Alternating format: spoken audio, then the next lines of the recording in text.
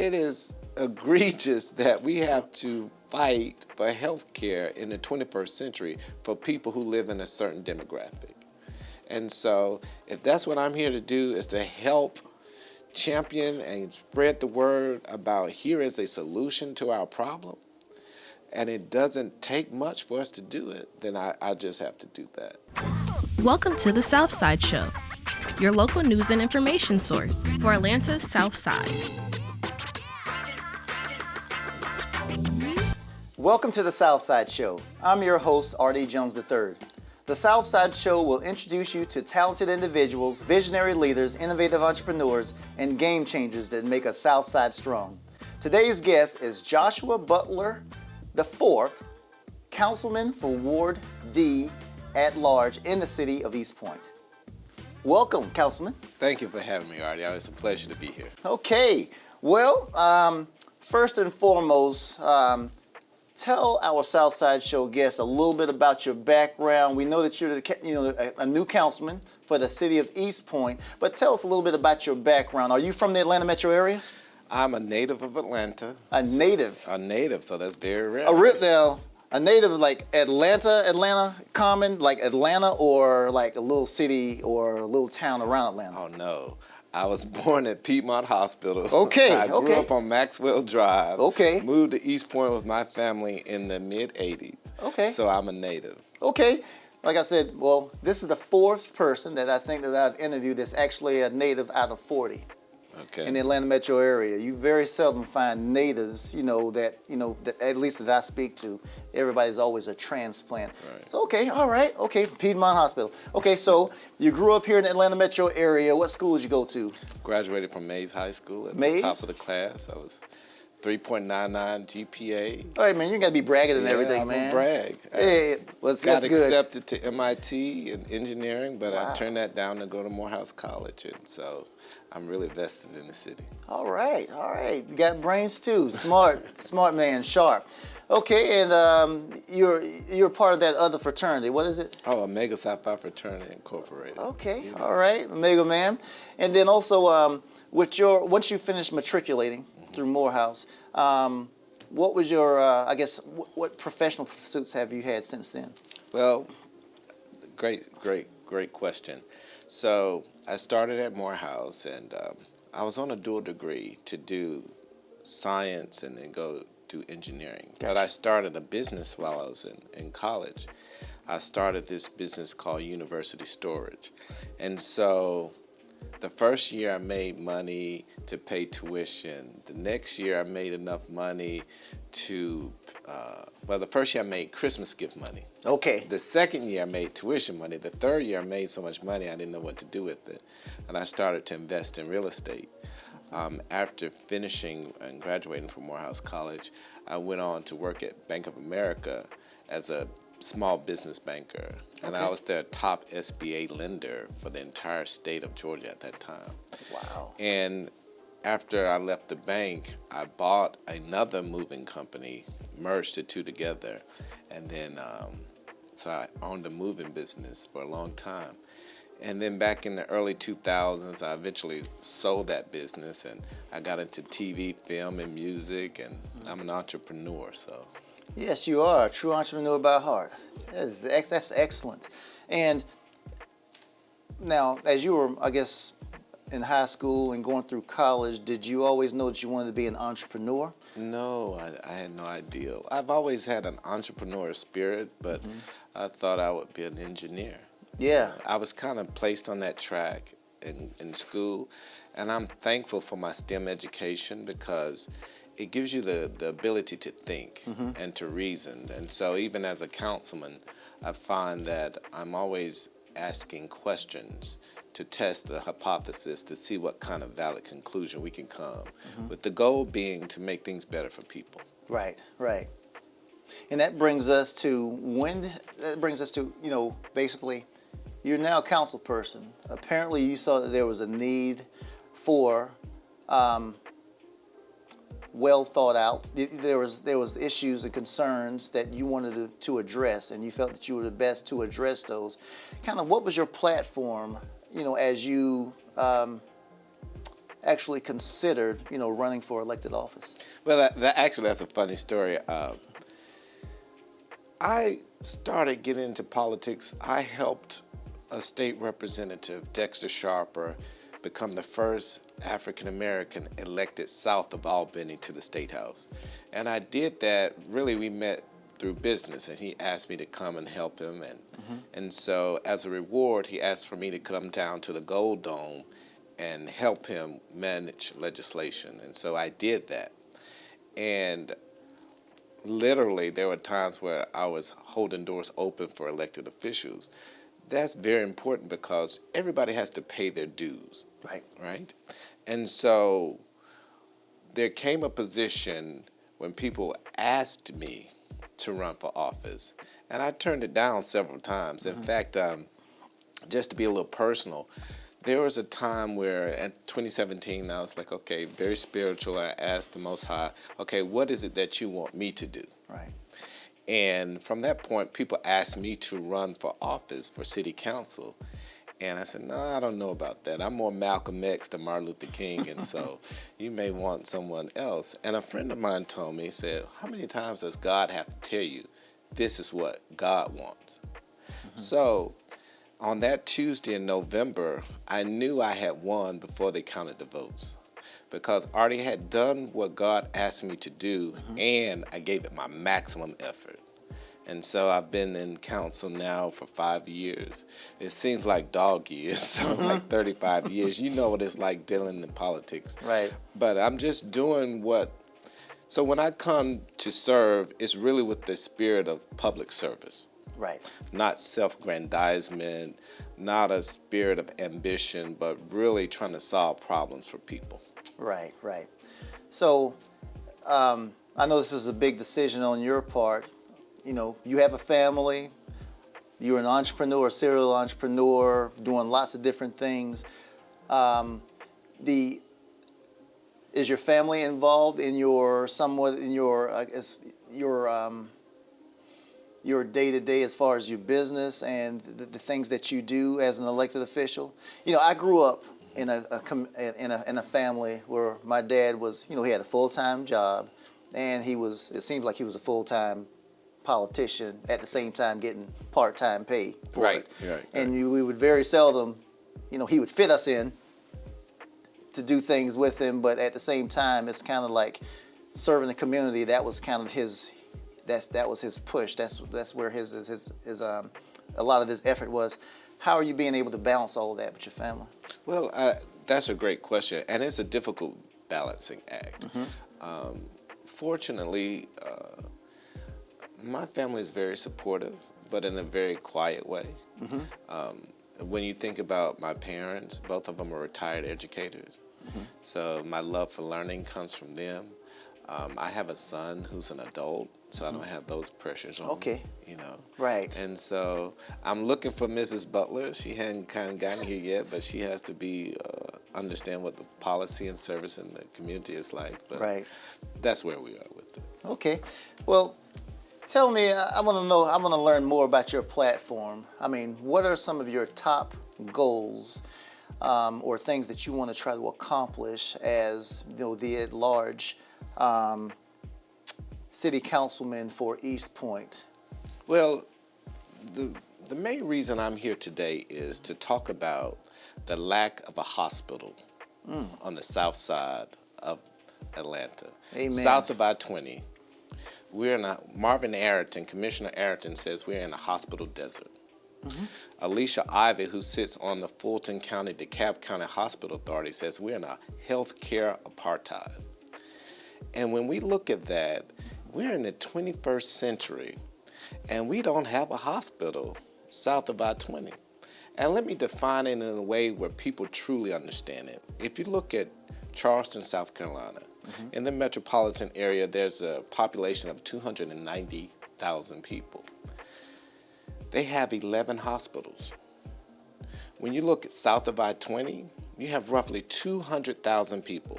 City of South Fulton, Southwest Atlanta, East Point, College Park, Hateville, Chattahoochee Hills, Union City, Fairburn, 200,000 people, not one hospital. we have to be very conscious and deliberate about bringing health care to our side of town. And that's my chief goal. And if God put me somewhere to do something, it's to bring a hospital back. And so I have a definitive plan to do that, and I look forward to sharing that with you. Okay. It's amazing. I'm glad that you and I have been put together, because that is a top priority for myself also in working for the city of South Fulton as the Economic Development Director. Another interesting fact is that north of I-20 in the Atlanta metro area in Fulton County, guess how many hospitals there are? Tell me. 12. Yes. 12. Yes. But south of I-20, there are 0. And put that in perspective, Atlanta has a daytime population of only 500,000 people. That's their daytime population, 12 hospitals. Yes. So share with us your plan for us to be able to secure, hospital south of I-20. So, and it's interesting that you say your plans for South Fulton, because as we discussed before, I represent everybody south of I-20. That's how I look at it. So my plan is to have a hospital authority. And the reason why we want to have a hospital, and let me just say this, it's not my plan, it's our plan. Right. I've been working with State Senator Donzella Jones. I've been working with healthcare professionals. I've been working with your colleagues on the Council for South Fulton, East Point, Fulton County. So we want to have a hospital authority. What that authority will do is give us the ability to raise funds and determine the management of a hospital. Our goal is to reopen the hospital on Cleveland Avenue and build a hospital in the city of South Fulton. And there can be an and. When you look at the population, it supports a number of hospitals. And in doing that, people are concerned about money. I'm here to tell you that a hospital authority will not bankrupt your city. It serves as a conduit. If we look at recent history, the Fulton DeKalb County Hospital Authority received funds from the state of Georgia in order to improve grading. And they've done that for a while. So now we have the collective bargaining chip to go and ask for equal funds to help people on this side of town. But more importantly, too, I look at you, you're a very sharp brother, you have an excellent resume because you have character and a reputation. What a hospital authority does also is define the character of the hospital. What most people don't know is when Bill Edwards was on the South Fulton Hospital Board along with our former mayor, Patsy Jo Hilliard, South Fulton Medical Center was one of the top 100 hospitals in the nation. Wow. But that happens when you have people who, from the neighborhood, who are concerned about health care, put in a culture that's sustainable. So a hospital authority does that too. We get to decide who manages the hospital and make sure they have that same type of culture of excellence that we need to be competitive. It's not enough for us to say, come to our hospital because we're on the South Side. We must have a spirit of excellence in deliverables. We must be competitive, and we have the skills to do that, and we have the will to do that. That's amazing. And I can see the passion that you have behind this. When I first heard that, I guess Wellstar was actually closing their Midtown location in Atlanta. And of course, the Cleveland Avenue Hospital had already closed down. And I felt that, we received a token by opening up an urgent care there as a result of that.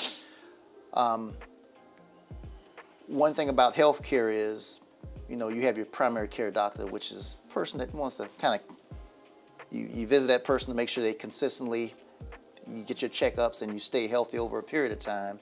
But of course, you need hospitals for your major surgeries and things of that nature. It just makes it easier to have those services in town.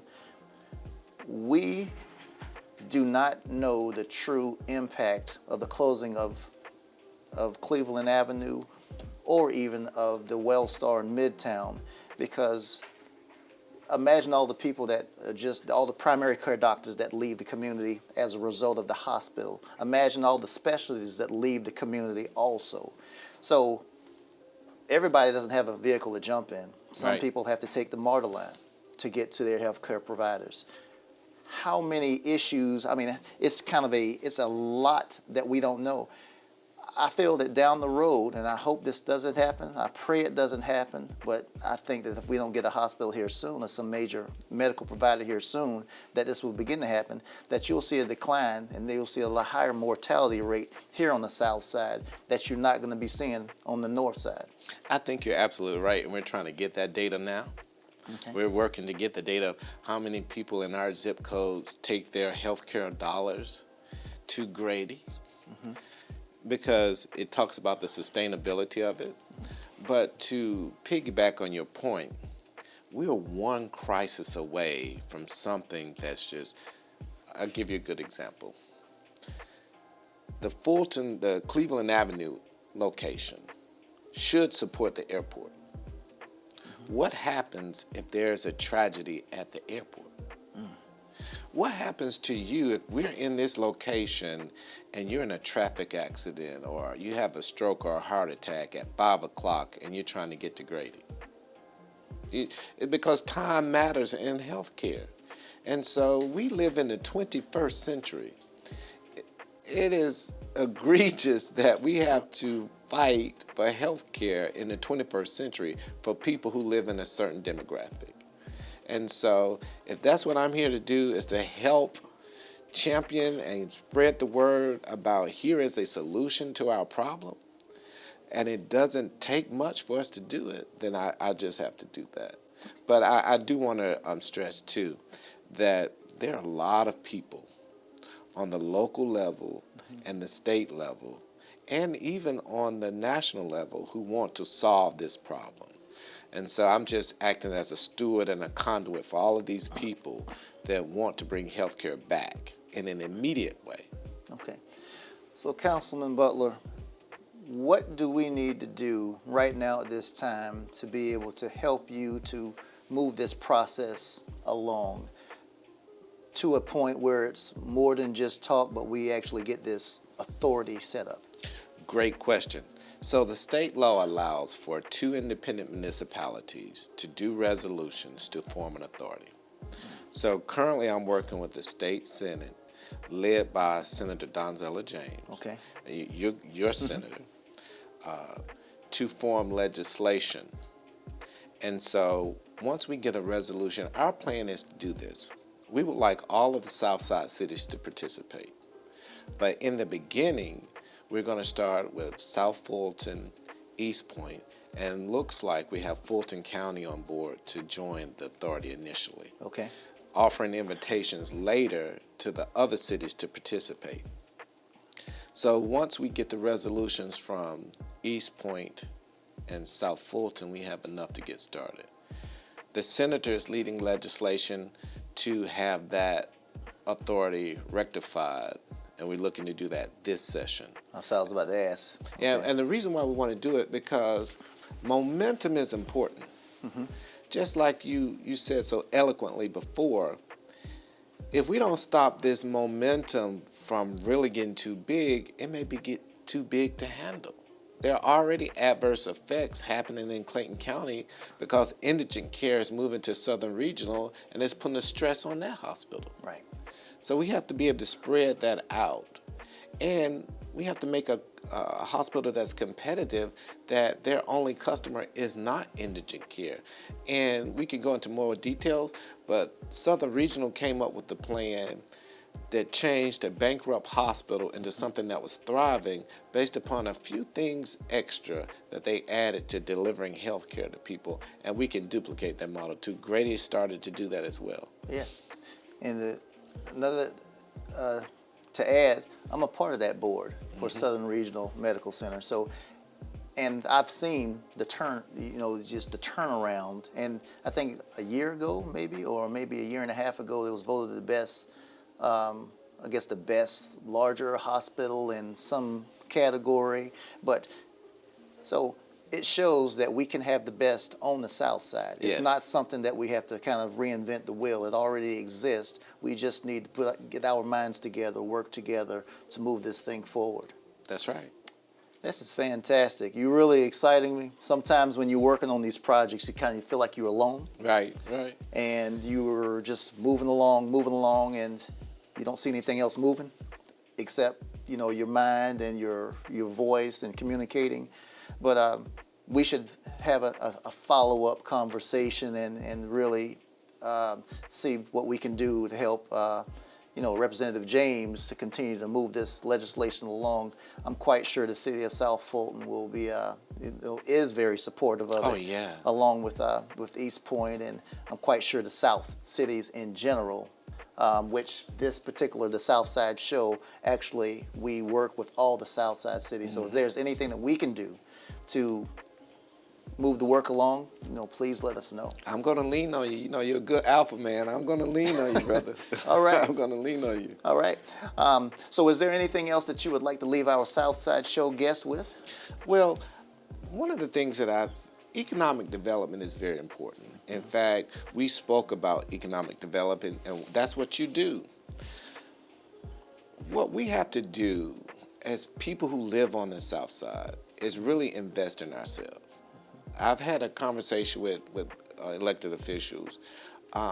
Economic development is not big in Red Lobster to put a Red Lobster in your neighborhood. Economic development is owning the Red Lobster.